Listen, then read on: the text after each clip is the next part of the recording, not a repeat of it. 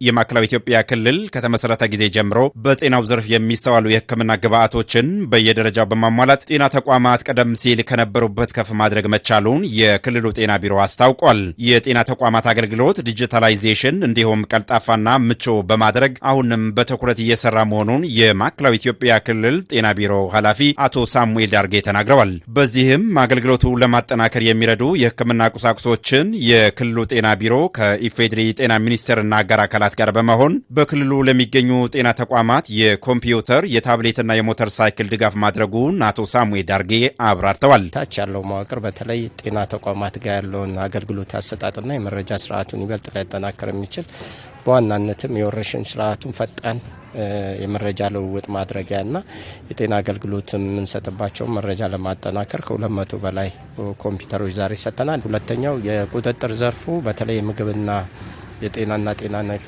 ጤና ተቋማት አገልግሎት አሰጣጡ ላይ ከአጠቃላይ የመረጃ ስርዓቱን ሊያሳልጥ የሚችል የታብሌት አቅርቦት ነው እየሰራን ያለ ነው። 15 ሞተሮች ደግሞ ለመነሻ የሚሆን ከጤና ሚኒስቴርና ከክልል ባገኘነው በጀት ድጋፍ የተገዙትን ቢያንስ በጤና ጣቢያዎች ደረጃ ላይ ክትባቱን ከጤና ኬላ ጋር ህብረተሰቡ ጋር ተደራሽ ሊያደርግ የሚችል ፈጣን አገልግሎት የምንሰጥበት ሂደት ሊሰራ የሚችል ነው። ይህንን የሕክምና ቁሳቁሶቹን ድጋፍ የተደረገው በዋነኝነት ለጤና ጣቢያና ሆስፒታል መሆኑን የገለጹት የክልሉ ጤና ቢሮ ኃላፊ አቶ ሳሙኤል ዳርጌ በእነዚህም ጤና ተቋማት መረጃን ለማጠናከር እንዲሁም ዲጂታል አገልግሎት ለመስጠት አጋዥ እንዲሆኑ የተደረገ ነው ብለዋል። ድጋፍ የተደረጉት እነዚህ የሕክምና ግብዓቶችም አጠቃላይ ከ100 ሚሊዮን ብር በላይ ወጪ እንደተደረገባቸውም አቶ ሳሙኤል ዳርጌ ገልጸዋል። ዞንና ልዩ ወረዳ፣ ወረዳና ከተማ አስተዳደር እንዲሁም ጤና ተቋማት ጋር ያለውን ነገር ላይ ሊያሳልጥ የሚችል የወረዳ የከተማ የዞኖችና ልዩ ወረዳ እና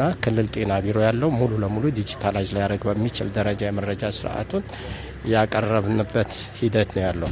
አጠቃላይ የኮምፒውተሩን የታብሌት አቅርቦቱን የሞተሩን ከዚህ ከጽዱ ኢትዮጵያ ኢኒሼቲቭ ድጋፍ አንጻር ያሉ ነገሮች በሙሉ ከ100 ሚሊዮን ብር በላይ የሆኑ ግብዓቶች ናቸው በ10ሩ መዋቅር ተደራሽ ያደረግ ነው ማለት ነው። በሕክምና ቁሳቁስ ርክክብ መርሃ ግብር ላይ የተገኙት የማረቆ ልዩ ወረዳ ጤና ጽሕፈት ቤት ኃላፊ አቶ መሰለ ከድርና የሀላባ ዞን ጤና መምሪያ ኃላፊ ዶክተር ሸምሱ ረሺድ ድጋፍ የተደረገው የሕክምና ቁሳቁሶችን የሕክምና አገልግሎት ቀደም ሲል ከነበረበት ደረጃ ይበልጥ ለማጠናከርና ተደራሽ ለማድረግ እንደሚረዱም ገልጸዋል። ኢትዮጵያ በ2030 ዲጂታል አገልግሎት ለመስጠት ያቀደችውን ተግባራውን ለማድረግ በእጅጉ እንደሚያግዙም አብራርተዋል። አብዛኞቹ ክትባቶች ቅዝቃዜ ሰዓት ላይ የሚሰጡ ሆነው ትንሽ ሞቅ ሲል የሚበላሽ ቪቪ የሚባል ነገር አለ። ይሄ ነገር የሚበላሸውን ነገር በጊዜ ለማድረስ ከጤና ኬላ እስከ አውትሪች ሳይት ድረስ ለማድረስ ከጤና ጣቢያ እስከ ጤና ኬላ እነዚህን የሚያቀላጥፍ አንዱ ሞተር ነው።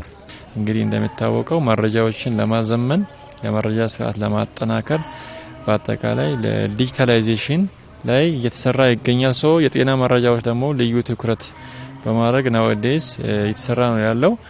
ያን ነገር ቁመናውን ለማስተካከል ከጊዜ ወደ ጊዜ እንዲሻሻል በተለይ በዚህ መደገፉ ትልቅ እንትን ነው ያለው ማለት ነው።